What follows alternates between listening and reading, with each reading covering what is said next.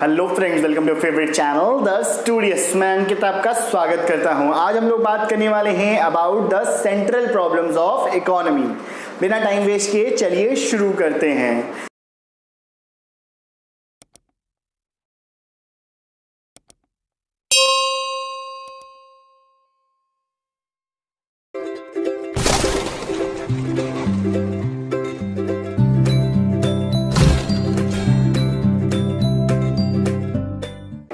Basic problems of economy या central problems of economy, ये बहुत इंपॉर्टेंट टॉपिक है क्योंकि जब आप इकोनॉमिक्स पढ़ना स्टार्ट करते हैं तो आपको ये तीन प्रॉब्लम्स हमेशा आपके सामने आएंगी। पहला है व्हाट टू प्रोड्यूस, सेकंड है हाउ टू प्रोड्यूस, थर्ड है for whom to produce.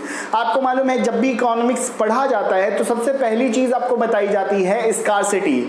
Scarcity क्या है? क्योंकि आपने पढ़ा है कि that resources are scarce, they are finite in numbers. Scarce का मतलब क्या होता है? जो चीजें कम हैं। और अगर हम कोई भी चीज पढ़ते हैं, किसी भी इकोनॉमिक टर्म के बारे में पढ़ते हैं या इकोनॉमिक्स एज अ होल की बात करते हैं, तो वो तभी एग्जिस्टेंस में आई जब हमें मालूम चला कि रिसोर्सेज स्केयर हैं और वांट्स जो हैं वो अनलिमिटेड हैं। यानी कि स्कार्सिटी को मैनेज करना, रिसोर्सेज को मैनेज करना ही इकोनॉमिक्स है। यही तीन बेसिक प्रॉब्लम्स आपके प्रॉपर मैनेजमेंट में काम आती हैं। अगर वो मैनेजमेंट प्रॉपर होगा तो ये तीन प्रॉब्लम्स को एड्रेस करके हम बेस्ट आउटपुट निकाल पाएंगे।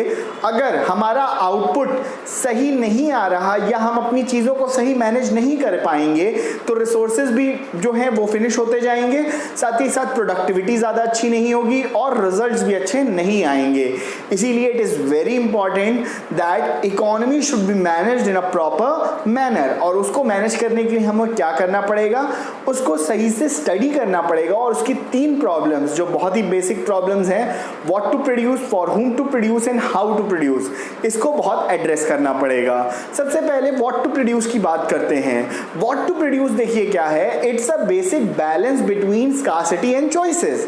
आपको मालूम है स्कार्सिटी और चॉइसेस, अगर आपको सिंपल सी चीज है, आपके पास 100 रुपए हैं तो 100 रुपए में आपके पास ही चॉइस होगा कि आप क्या चीज खा सकते हो। मान लीजिए आपके पास 5-10 चीजों के चॉइस हैं, लेकिन आप अपनी इनकम, अपनी अमाउंट, अपनी जेब के हिसाब से ही डिसाइड करोगे। तो सेम इसी तरह से इकोनॉमी में भी बहुत सारी चीजें आपके पास चॉइसेस तो हैं, लेकिन आप वही प्रोड्यूस करोगे जो ज्यादातर इकोनॉमी में लोगों को चाहिए हो और उसे लोग खरीदना चाहें, उसके लिए अपने जेब से पैसा खर्चा करना चाहें।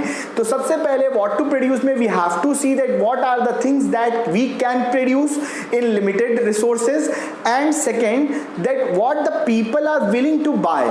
क्या वो खरीदेंगे उसको, उस दाम में खरीद सकते हैं कि नहीं, क्या उसकी जरूरत है, इफ दे नीड इट, और अगर उन्हें वो चीज अच्छी लगती है then it would be brought at a comparative price, उसे खरीदा भी जा सकता है। सेकंड, जब हम बात करते हैं how to produce, how to produce बहुत इंपॉर्टेंट टर्म है क्योंकि यहां पर बात आ जाती है टेक्नोलॉजी से। अब देखिए कई जगह, जैसे इंडिया जैसी कंट्री की अगर हम बात करते हैं तो इंडिया एक लेबर इंटेंसिव कंट्री है। लेबर इंटेंसिव कंट्री क्यों बोलता हूं मैं इसे?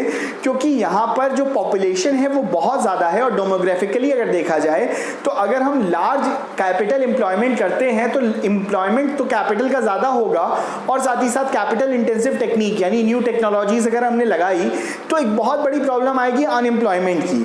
तो उसको मैनेज करने के लिए हमें क्या करना पड़ेगा? हमें ऐसी टेक्नोलॉजी को यूज करना चाहिए जो बैलेंस रखे न्यू टेक्नोलॉजी के बीच में और हमारे लेबर सेक्टर के बीच में। यानी कि हमें ज्यादातर लेबर इंटेंसिव एरियाज में ऐसे फोकस करना चाहिए कि हम अपने लेबर्स को एम्प्लॉयमेंट भी दे सकें, क्योंकि एट द लास्ट वही लोग जाकर प्रोड्यूस कर रहे हैं चीजें और वही कंज्यूम भी करेंगे, क्योंकि उन्हीं के पास अगर पैसे आएंगे तभी तो वो चीजें खरीदेंगे।